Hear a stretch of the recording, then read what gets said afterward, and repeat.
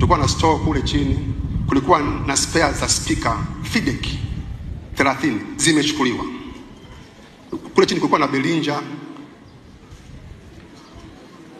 mixer imechukuliwa.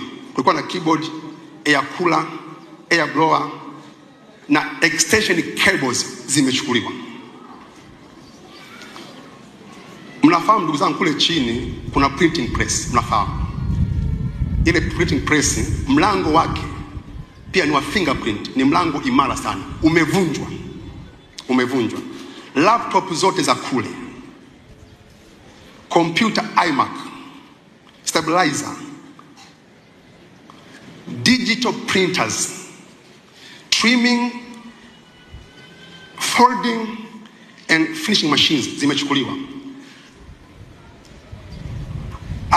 Booklet maker, heavy duty paper cutter, desktop paper and letter folder, binding machines.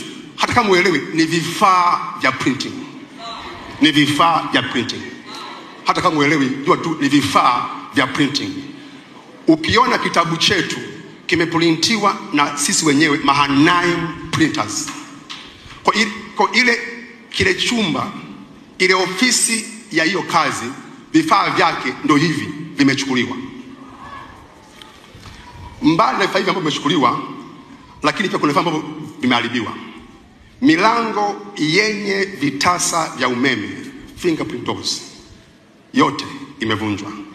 Milango ya kawaida mitatu imevunjwa. Meza ile ya baba imevunjwa, zile drawers zimefunguliwa, vifaa kule havipo, document kule hazipo. Na sefu ya kutunzia fedha zetu kama nilivyosema imevunjwa kabisa. Thamani ya mali zote hizi ambazo ndugu zangu, mkumbuke ndugu zangu, familia hii ina miaka 30. Hizi sio mali za siku moja. Ni mali ambazo zimekusanywa kwa miaka 30. Thamani yake ni bilioni 2,776,500. Nirudie. Asante, tarudia. Bilioni 2,776,500. Stabilizer, digital printers, trimming, folding and finishing machines zimechukuliwa. Booklet maker, heavy duty paper cutter, desktop paper and letter folder, binding machines. Hata kama uelewi, ni vifaa vya printing. Hata kama uelewi, jua tu ni vifaa vya printing.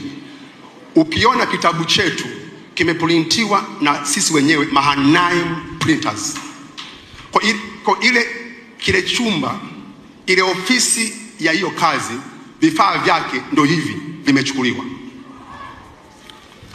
Mbali na vifaa hivi ambavyo vimechukuliwa, lakini pia kuna vifaa ambavyo vimeharibiwa.